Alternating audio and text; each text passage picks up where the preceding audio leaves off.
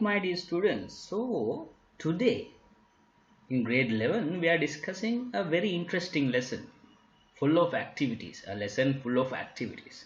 The lesson name today you can see acids, bases and salts. So let's see what is an acid, a base and a salt in more detail because you have learned this in grade 7, just the basic idea. But now you are learning very interesting part and the hidden things that you don't know about acids, bases and salts. Below the topic I just gave a small idea what you going to learn in this lesson. Usually you know that acids are chemicals having sour taste. They react with metals and other things, so it's corrosive. Like the different ideas you basically know.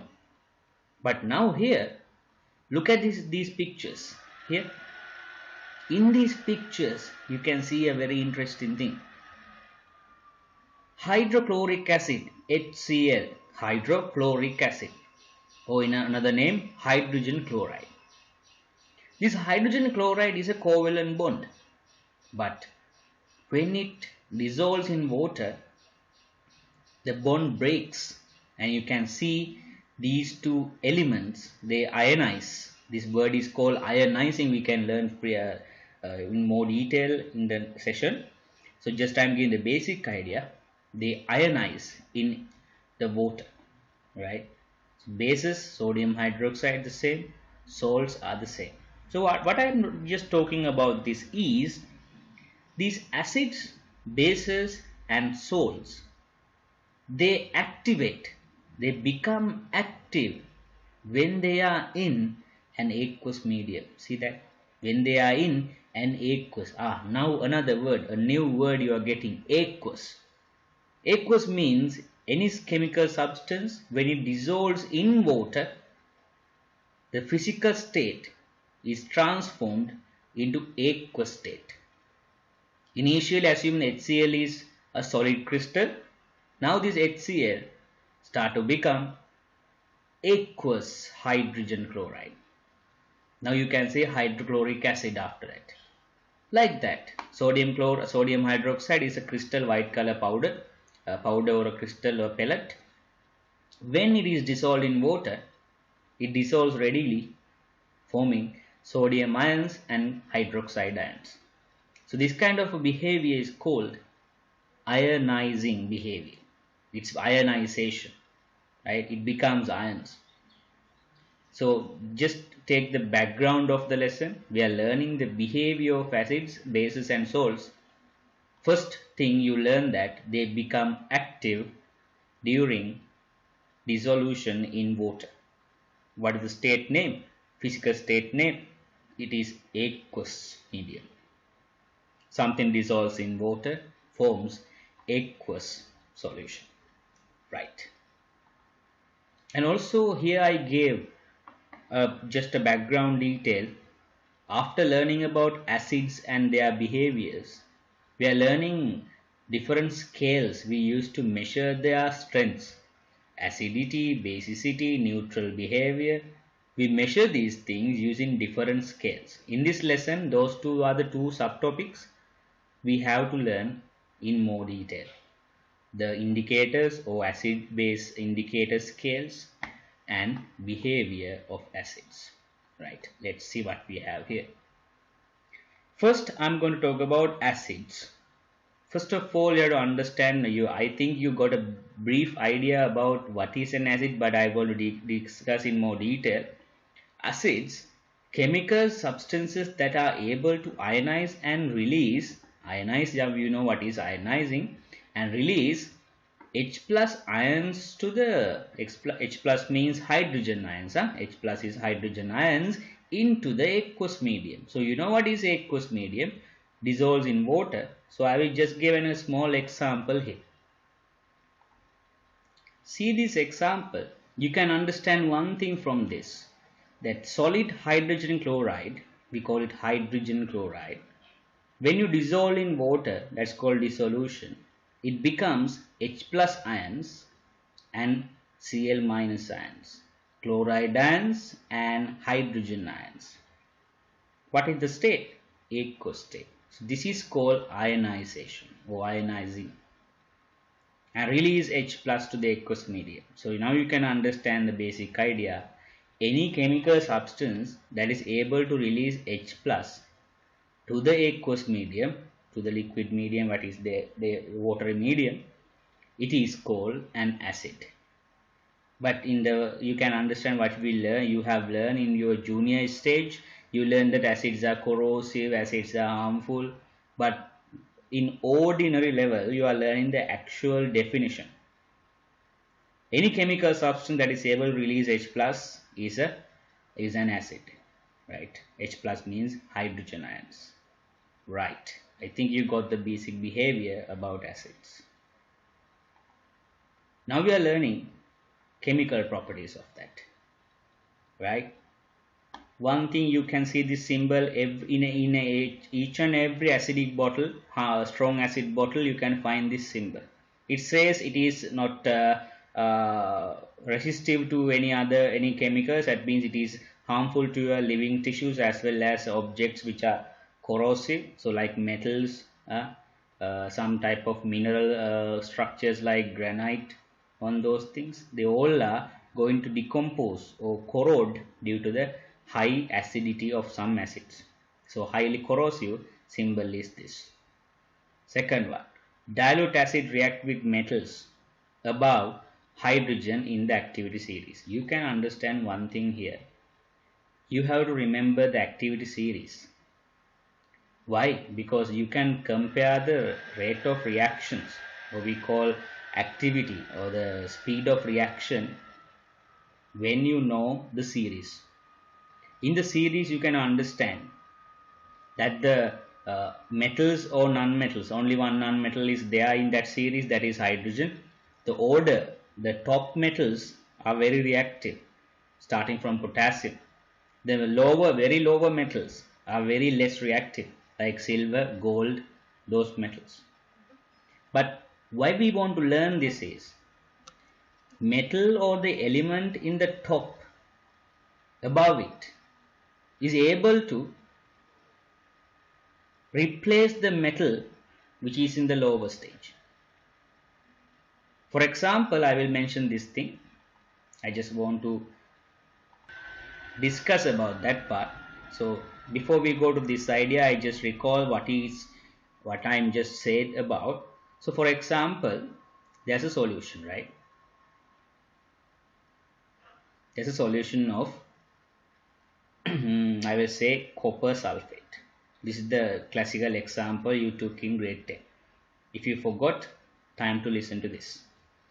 Copper sulfate means, here also you have to have the talent to understand this is an ionic substance, because sulfate is a polyatomic ion and copper is a metal.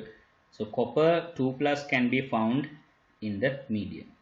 You can find copper 2 plus and sulfate SO4 2 minus, because it dissolves. You can't find any crystals of copper sulfate. You can see copper ions and sulfate ions. In this medium these are present. Now what I'm going to do here is, I'm submerging a zinc plate into this, a plate of zinc. Zinc is ZN, not the sink in your kitchen, right? Zinc and copper. Now we have to understand what will happen. You will find that the zinc plates start to dissolve. They start to dissolve like this, right? In the meanwhile, you can find a reddish brown color material start to deposit on this, on the bottom of the container. Reddish brown color substance you can find in this area, right? So what is actually happening? You have to understand scientifically what is happening here. That's what we call chemistry. You can see zinc will dissolve. Metal solid state. If it want to dissolve, always remember it should go to what state? Aqueous state. So zinc ionize to zinc 2 plus in the aqueous state. Because I am teaching this thing now, because don't think that it is so hard. This is the basic idea. You are learning the hard things. I mean, not actually hard, we can't say the negative term. So if you just say that complicated things, you will learn in the electrochemistry lesson in grade 11. So need the background, need the platform for that lesson also. I just say this idea. Think logically and don't think junior methods. Right? Zinc will become zinc 2 plus in the aqueous medium.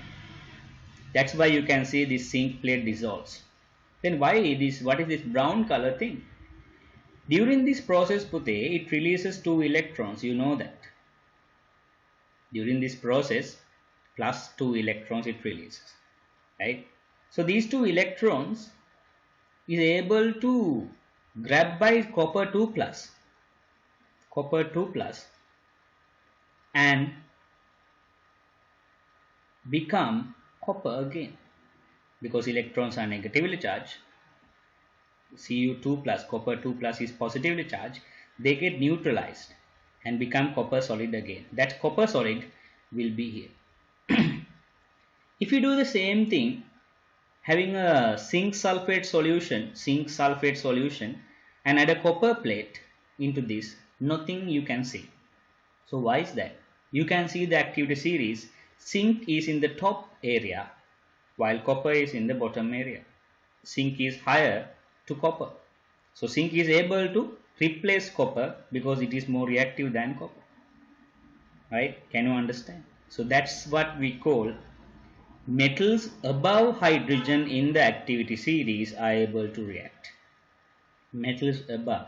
Any metal above the activity series are able to react with acids. Metals which are at the lower level will not react at ordinary conditions. Some extreme conditions they get dissolved, they start to dissolve and react. But nothing will happen to in normal conditions to those metals. Right? So that's what we call activity series. Right? Now we get the examples what we get here. When acid react with a metal, what are the products formed? That's the major doubt a student will have. When a metal react with acids, I gave the general formula. If you remember this, you will not face any problems in the future. Don't forget this idea. The idea is a metal react with acid always produces a salt. I will tell what is a salt here. And default gas is here. The default gas is hydrogen gas. So don't forget it. Always, if they ask a reaction in grade 10, how to produce hydrogen gas, now you have the idea. You can react a metal with acid to get hydrogen gas. See that? Even that part also you learn. So in science, that's the problem. If you remember one lesson, if you go to the other lesson, you forgot the previous lesson. That's not the thing. That means all the lessons are connected in chemistry. Right? So remember here, when any metal react with acid or acid react with metal, hydrogen gas evolved. Now I come to the salt. What is this salt? You have to understand this salt. Inside the acid, you have a cation and anion. I will get the example here. I will get one example here.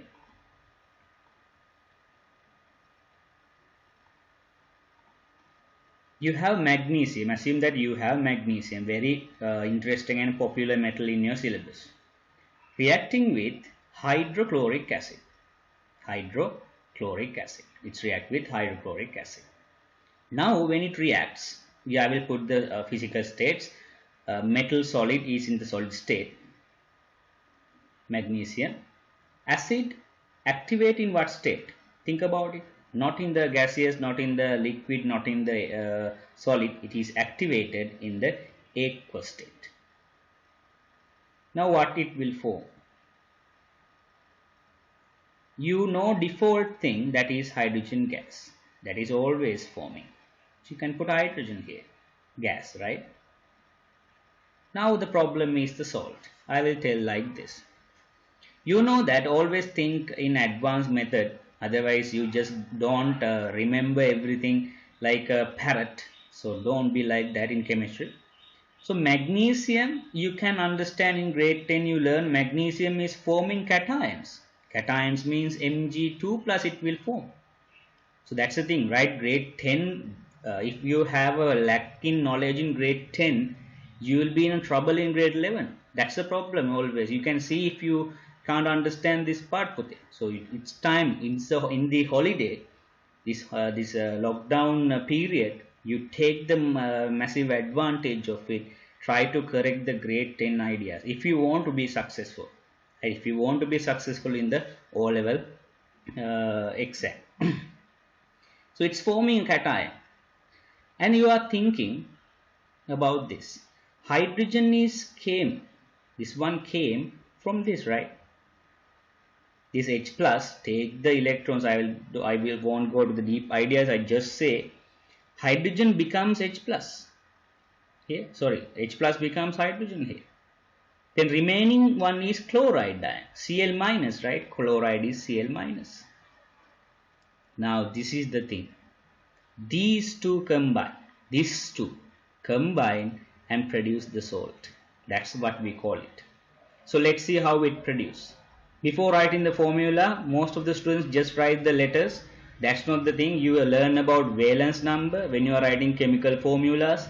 We need the valency. So what we do? Magnesium, chlorine, you get the valence numbers and exchange the valencies to get the idea. So how to get the valency? That is something in grade 10. In the periodic table, the group number has a pattern. In the group numbers 1, 2, 3, 4 up to 8 has a pattern called 1, 2, 3, 4, 3, 2, 1, 0, the valence number. So before the examination paper, to start the paper, you get a paper, a blank paper, write the periodic table. Above the periodic table, you can write the valence numbers because you need it. After getting this thing, you will get magnesium chloride here. To exchange this, one goes to here. So the formula will be the salt formula will be magnesium chloride, right? See that? You can get the understanding. Always remember, when a metal reacts with acid, a relevant metallic salt and the hydrogen gas is evolved, right? Now I'm just giving a chance for you for a while, so you can pause the video after observing this reaction. You can pause the video and find the answers for those, right? So I'm giving that sodium, metal sodium I'm giving is reacting with hydrogen chloride or hydrochloric acid. Metal sodium is solid and now this one is aqueous. So you can understand this reaction. You did that reaction in the laboratory, putting some piece of sodium metal into dilute hydrochloric acid. I will tell what is dilute and concentrated later, right? So in that reaction you can see huge amount of heat is released and reaction fire up the sodium metal, right, giving a yellow color, bright yellow color flame. So I'm just asking what are the products it produces. You can pause the video and write down the products, then check with the continuous video the answers. Right, it's time to discuss. So you can see the default product immediately, that is hydrogen. Hydrogen gas. So the product here, sodium and chlorine will combine. So valency we go before writing the formula. Sodium 1, chlorine 1. So nothing happens here. That's why you get NaCl here. Don't by heart just remember this thing. So get the logical idea, right? Why we get sodium chloride as NaCl. So like that, I think you have satisfaction to understand the idea that when a metal reacts with acid, kind of a salt and hydrogen gas is released. Sodium chloride is not a only salt we have, right? Previously you had magnesium chloride, like that different salts are there. So this salt is commonly used in food items, so we call it common salt, right? Sodium chloride. You learn in mixtures lesson how to extract this thing from the Salton mechanism, right? Okay. Third type of idea, chemical property, is when acid react with the carbonate. Carbonates means a metal carbonate. When it reacts with a metal carbonate, it always produces two default things. This is the variable. The salt is varying with the metal. Don't forget it. But water and carbon dioxide gases are common for all the reactions. For example, I will get this So take this idea.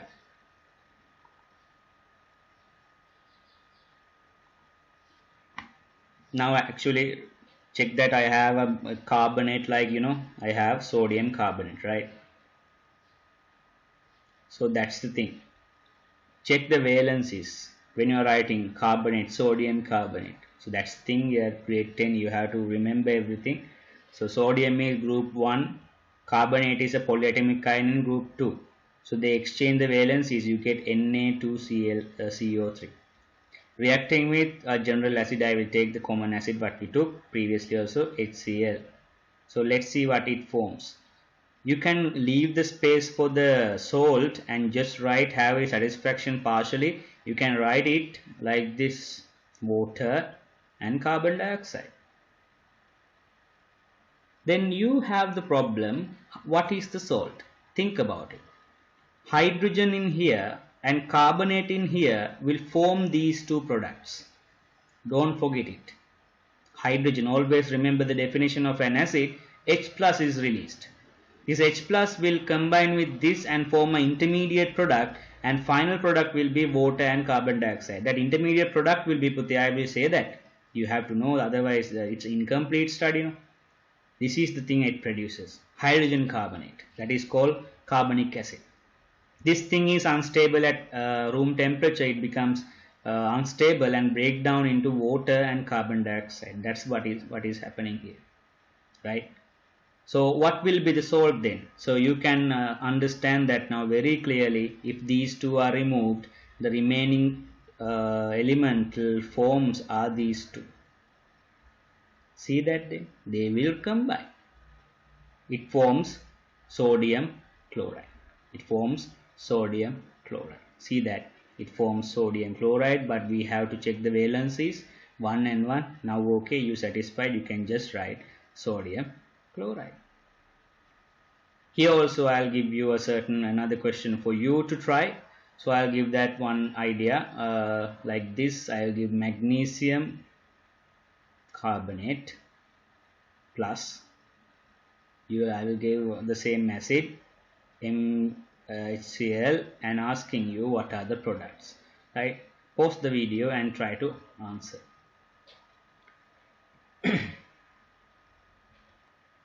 Now you can check the answer. So without any delay you can just write like this. Now you can check the answer. Now here default products, I'll leave some space for the salt. Default products are water, H2O, and carbon dioxide. So let's see the salt here. H plus and carbonate in here will form these two. The remaining will be, I get another color. The remaining one will be chlorine, chloride here, and magnesium. So it forms magnesium chloride, easy case. But don't forget, you just can't write it MgCl. You need the valencies. Magnesium, valence is 2. Cl, the valence is 1. So how to get this? It's another competency you have to cover in grade 10. Then after you can see the valence numbers exchange. Magnesium get 1 here. We don't write that. So chlorine get 2 here. So you get here magnesium chloride. See MgCl2. Now I have to say another thing, the next level of this. After writing the formula, it is not the chemical equation. This is not the end. You have to balance the equation. See that the basic knowledge you learn in grade 10 is now applied. So that's why I'm always telling, right? The foundation is in grade 10. So let's balance this thing. So to balance it, we need to know several ideas. So I'll get another color here. So now we have to check each and every element whether they are balanced. If you get magnesium, balanced, one magnesium here. If you get carbon, one carbon here. If you get oxygen, 3 oxygen atoms, you have one oxygen here and 2 oxygen here, so you get 3 here. It is also balanced. Then you have checked the chlorine. Here 2 chlorine, here 1 chlorine, and here 2 hydrogen, and here 1 hydrogen. So both should multiply by 2. So are we going to put 2 here? No, you can't edit the formula. If you want to balance the equation, you are putting that number in front of this.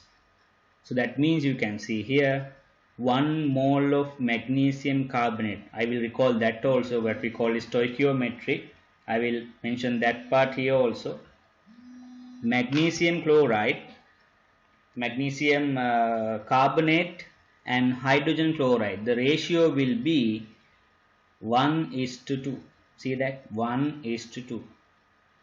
Right? That means if you have 1 mole of magnesium carbonate, you need 2 moles of hydrogen chloride to react with it.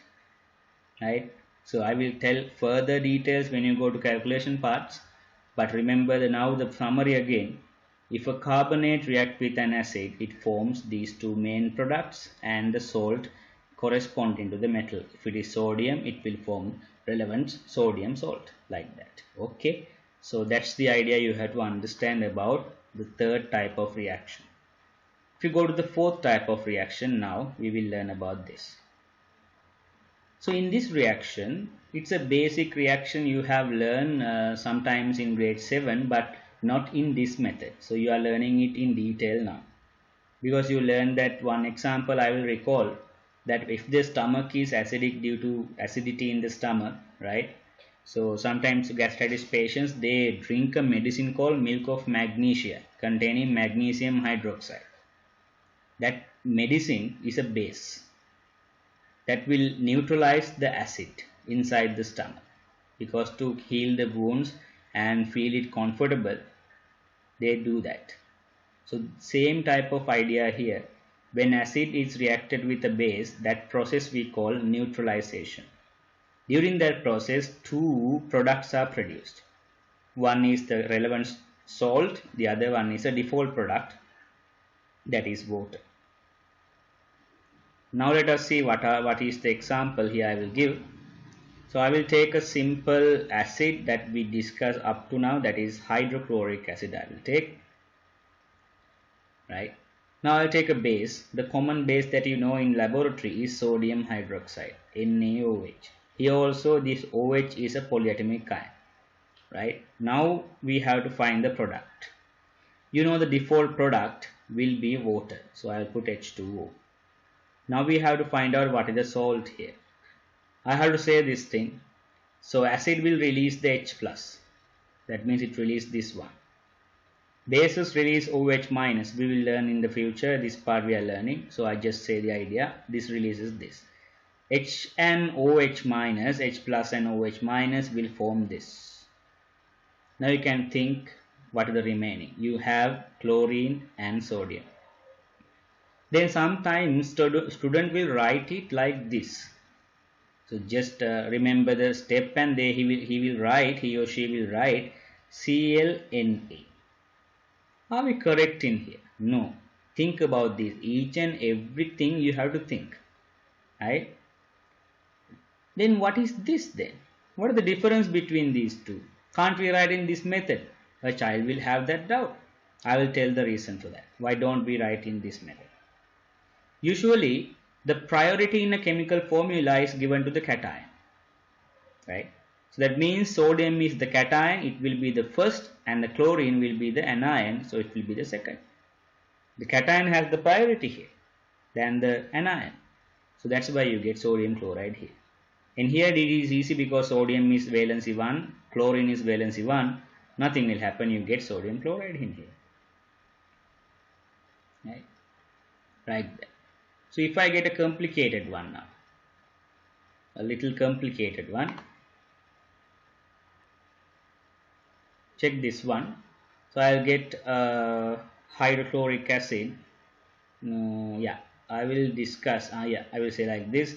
I will take sulfuric acid, H2SO4 is sulfuric acid, combining with same base I will take to make it a little bit easy, or hydroxide, sodium hydroxide. So you know the product, the default product, that's water.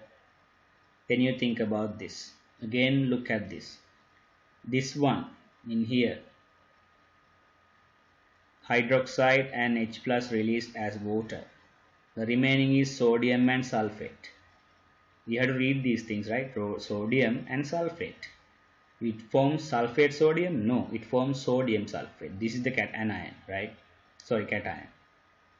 So we have to just, you can't write it like NaSO4. You need the valencies. Sodium, valency 1.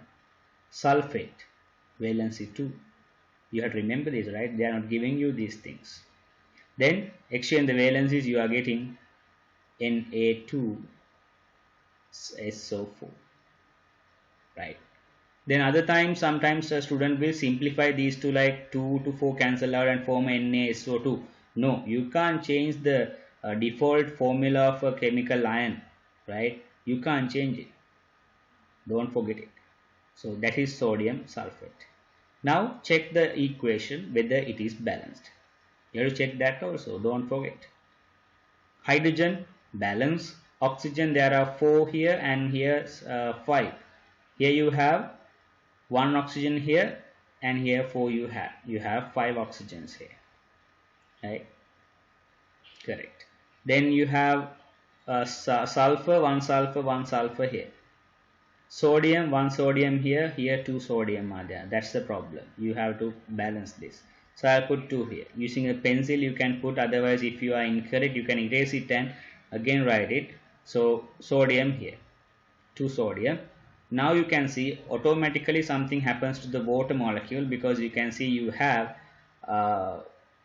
2 oxygen and 2 hydrogen here. You can say that part. So you have altogether 4 hydrogen now.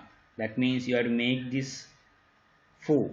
Automatically you get here 2 oxygen, 4 oxygen, altogether 6 oxygen. This side automatically you get 4 oxygen, 2 oxygen, you have 6 oxygen. Now this equation is balanced. Like that you have to understand what we get and what we have to learn in this acids, bases and salts lesson, right? Okay. Now you are going to learn the formulas of some strong acids. So you have to understand what you mean by strong acid. Again I am recalling, and you can also recall what is the definition for acid. Acid is able to release H plus ions, right, to the aqueous medium. If the acid is completely ionized, that means if you have 1 mole of acid, when you dissolve that 1 mole, if it can produce 1 mole of H plus ions, that means it is completely ionized, no? Because 1 mole of acid you have, so it dissolves in water, means ionizing. So if it is ionizing, if it produces 1 mole of H plus ions, that means it is completely ionized, separated. So if that acid is able to completely ionize and release H plus ions, those are called strong acids. The amount of H plus ions that it can release will be high then. That's why we call them strong acids. So examples 3 are there in your syllabus. Hydrochloric acid. This is hydrochloric acid. Nitric acid, HNO3. HNO3, nitric acid. Sulfuric acid, H2SO4. You have learned previously, H2SO4. So these are the 3 main strong acids found in your laboratory. Definition, don't forget, completely ionized. Acidic compounds that get completely ionized to release H plus ions to the aqueous medium. That's called an acid. Then there are weak acids also. That means there are some acids which are weaker in state. So why we call it weaker? The reason is they incompletely ionize. If that means if you dissolve 1 mole, only 0.5, half a mole will release H plus ions. Just I give one small example. That type of way we say they are incompletely ionizing, and they are called weak acids. The formulas for these weak acids you have to remember. Carbonic acid formula, previously also I told, it is H2CO3, carbonic acid. I told you this thing is unstable and forming water and carbon dioxide when the heat is given. Phosphoric acid, H3PO4. H3PO4. These formulas are designed by the valence number, right? Don't forget those. Acetic acid, CH3COOH. Ethanoic acid, another name for that. Acetic acid, ethanoic acid. But if this is used in industry, it is synthesized by using further bacterial activity of toddy or the alcohol, that is called vinegar. Now we are learning about bases. So you know that different properties from acids we can find in bases. For example, in a acid, H plus is released to the aqueous medium to make it acidic, the condition in the aqueous medium. But for base release hydroxide ions, OH minus ions to the aqueous medium by ionizing the substance. So for example, if I say this thing, I'll get one example here. I get sodium hydroxide. That's the common base that you know.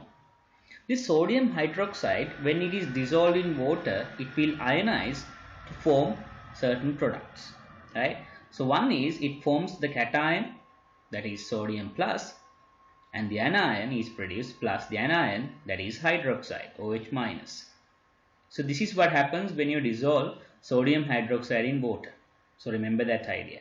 So you have to remember the physical state. Ions are present in the aqueous state, so we can say aqueous because we dissolve these things in water, right? So remember that idea.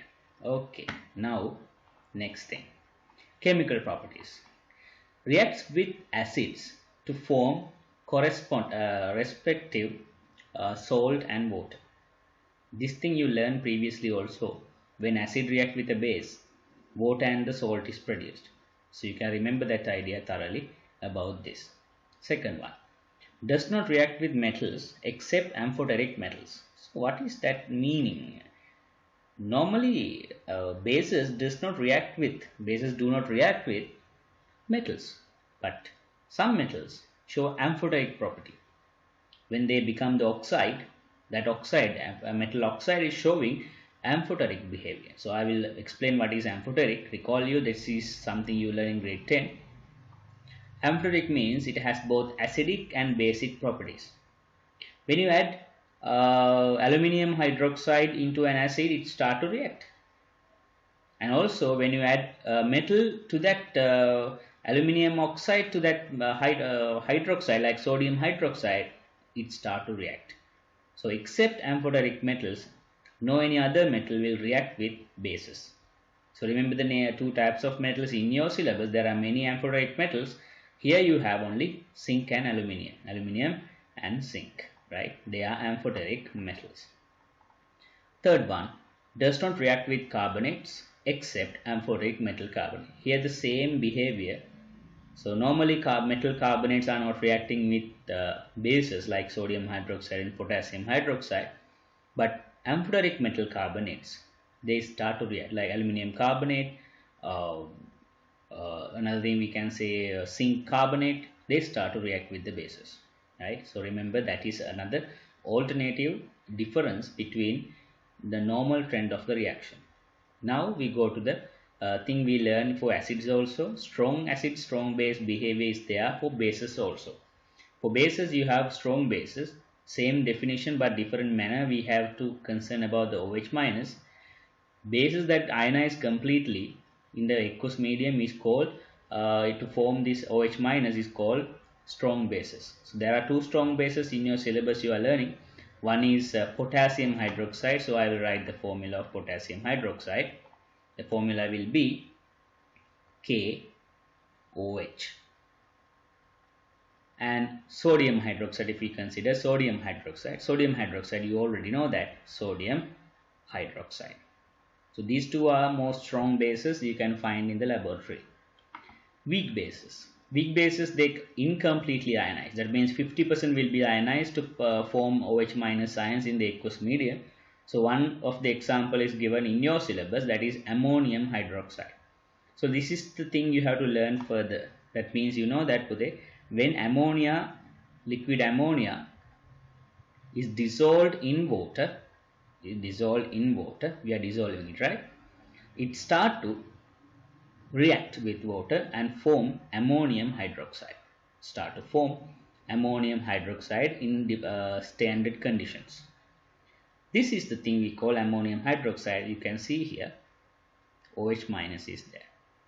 Due to this behavior, ammonium hydroxide is a weak base because it's showing not a complete ionization of this thing.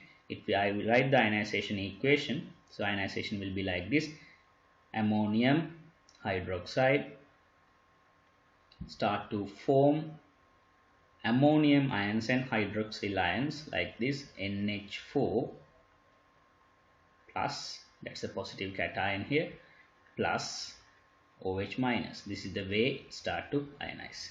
So this is the thing you have to learn here. So remember that idea. That's the basic idea about weak bases. So you learn about the platform, the foundation of acids and bases. Now we shift to a thing we call applications. Because after learning about scientific ideas, we have to find out where we use it. That's the normal trend in science, right? So that's the thing we can see here. Hydrochloric acid. So we have all the acids and bases I have put in this table to study, make it easy to study. So let's see. Hydrochloric acid. So it's normally, majorly we use it to produce aqua regia. So that you have to understand new term here, aqua regia. It actually says that king of acids. So that means it is more reactive than other acids in the medium. So how to make this acid? Two powerful acids are mixed each other. 3 proportions of HCl mixed with 1 proportion of nitric acid. So it produces a combined acid behavior called aqua regia. This acid is very strong and it is able to dissolve even platinum and gold. Normally platinum and gold are in the lower series in the activity series, but they start to react and they dissolve. So another thing, gelatin production. This is some kind of a just an idea. You have to understand that gelatin is produced by the reaction between a bone reacting with concentrate hydrochloric acid, because gelatin is a proteinous material found in bones, right? You extract it from that. Rust removal in steel. So you have to understand this part also. We can remove iron oxide or iron hydroxide present in the medium by reacting it with acid. So you can remove steel rust present on the steel bar or whatever the metal surface. You remove it by using HCl. Sulfuric acid, the other one. So this sulfuric acid very commonly used in as the battery acid we know. Lead acid batteries in vehicles, we fill it with 50% of sulfuric acid concentrated, and then we put other 50% distilled water. So distilled water bottles are also found in the hardware or whatever the place we can find it. So you can understand that behavior here. And even large scale sulfuric acid is used in large scale for the production of fertilizer as well as detergent and plastic production also, and also the paints. And I will explain this part here. You are wondering what is dehydrating agent and drying gases thing. Sulfuric acid is able to absorb moisture from any environmental factor. For example, when concentrate sulfuric acid is added to glucose, you can see the reaction now. When you add it to glucose, start to react vigorously until the glucose turn into black color carbon latex. We can say carbon mass, not latex. That carbon mass is dehydrated thing. See that same thing happens to your hand also if you touch some concentrate sulfuric acid. It's very critical acid, so take care when you are handling it. Even gases can be dried. When you produce a gas, sometimes the gas is mixed with water vapor. So what we do, you pass the gas through sulfuric acid. Sulfuric acid is able to absorb the moisture and dry the gas and take it out as dry kind of oxygen, carbon dioxide, or any gas. We can dry it and take it out. Right? Those are the highly recommended uses of these acids. Now this is the weak acid. You can recall the idea. This is acetic acid. We call it ethanoic acid, or we call it vinegar in basic name. So if you consider vinegar is mostly, to make the sour nature in food, we use vinegar. Even in pickles, in food processing, we use it. Second idea, to lower the pH of rubber latex. Then when the rubber latex pH level is lowered, the protein in rubber latex start to coagulate. Coagulate means this is like this. When you take some milk, cow milk, and heat it and put some bacteria called Lactobacillus bulgaricus into that, that bacteria produces lactic acid. See that? That lactic acid is able to coagulate the milk to form curd. So same thing happen here, right? Remember that idea. So if you want to coagulate the milk protein, what we do? We lower the pH by adding a weak acid. I heard sometimes when you are making curd in large scale industry, they just not stay until the bacteria react.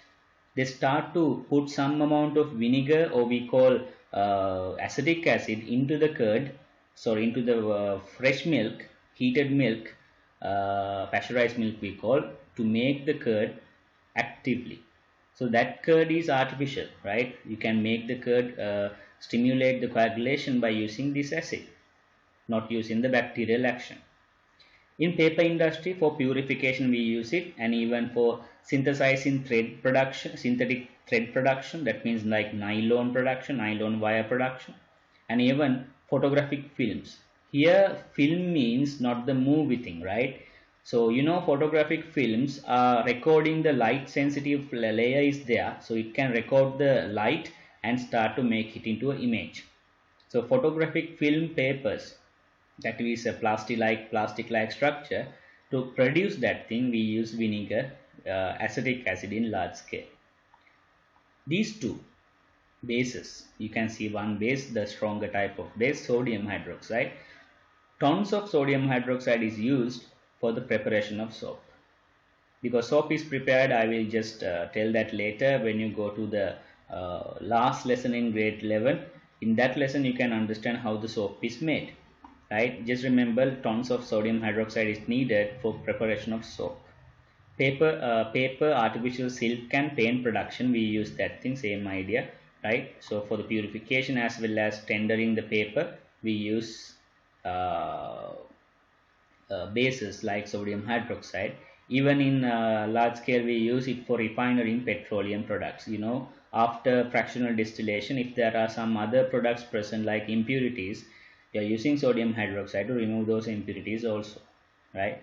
Further details you are learning in advanced level. Next one, magnesium hydroxide. Magnesium hydroxide is nearly a weak base compared with the sodium hydroxide, so we can use it for human purposes also. So it is used as antacid in gastritis patients. You know this thing in grade 10, you learn about milk of magnesia. Peppermint flavored Belsit syrup is the same thing. And here there also we use other bases also instead of magnesium hydroxide sometimes, right? Purification of molasses in sugar industry. When sugar is made, certain amount of molasses is made. So purifying molasses is important to make the color of sugar to get crystallized, right? And it become pure color. So molasses are removed and molasses are degenerated by using a base called magnesium hydroxide. Like that, now you can understand why we learn about acids and bases, because acids and bases are largely used in industrial purposes as well as other day-to-day activities also. See that, very easy to understand.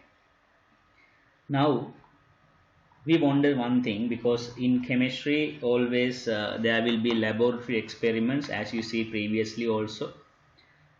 Then what we're going to do here is we are going to learn how to identify acids and bases. We need an indicator. You have learned about these things, basic ideas in grade 7. I don't think you can remember those ideas. If it is, it's better to remember. So you just can't taste an acid or a base because you heard about the thing that acids are sour taste and bases are turbid, or we call bitter in taste. So you can't taste acids in the laboratory. So we need a method to identify whether that is an acid or a base. So we need indicators. Usually we use chemical indicators for this purpose. So chemical indicators that are used to indicate acidity and basicity of a solution through a characteristic color change. See that? According to the acidic basic nature of the solution, the indicator will change the color. From that we can notify and notice that this is the thing happen in here, this is an acid and this is a base. So in the syllabus you are learning 4 different types of acid base indicators. From these 4, pH is more important one, but we are learning all 4. First, we are learning about litmus paper. Litmus paper, sometimes considered as a liquid medium you can find in the laboratory as a liquid or as a paper. And phenolphthalein is a solution. In the video now you will see how these indicators work with acids and bases and what are the colors they will give. Except pH solution and pH indicator, so because we are learning it separately. Other indicators, just learn number 1, 2, 3. We are learning and we are going to discuss an argument after this.